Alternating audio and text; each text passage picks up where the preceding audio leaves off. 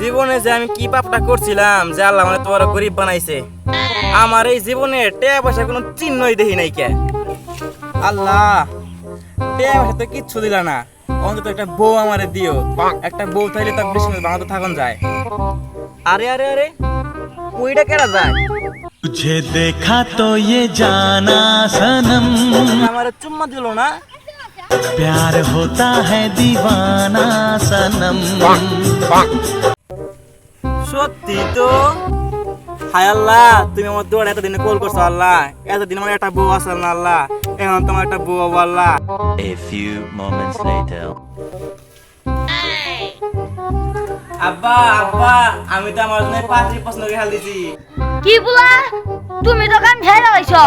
তোরে যখন বাতিরে পছন্দ করে লাইছো, বাতিরে রেখে রা।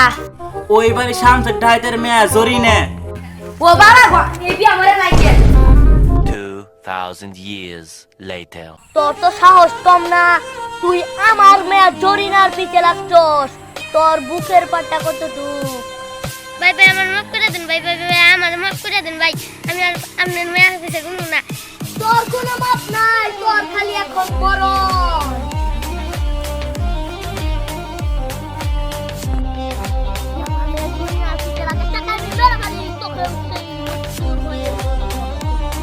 বাবা, তুমি দেখে রে আমার এই ডাহাতের কাছে আনলা। আব্বা, তুমি কিচ্ছু চিন্তা করো না, জরিনা হাতে আমার বিয়েটা হয়ে গেলি সব শেষ। কেন আমার মেয়েরে বিয়া করবো? আব্বা আব্বা, আমি আপনার মেয়ে জরিনারে খুব ভালোবাসি, তাই আমি তারে বিয়ে করতে চাই। তুমি যে আমার মেয়েকে বিয়ে করতে চাও, তোমার কি আছে? আমার তো ধন সম্পদ কিছুই নাই, কিন্তু আমার আব্বার অনেক ধন সম্পদ আছে। তোমার হাতে আমার মেয়ের বিয়া দেয়া কি করবো? তোমার আব্বা হাতে আমার মেয়ের বিয়া দেয়া দেই।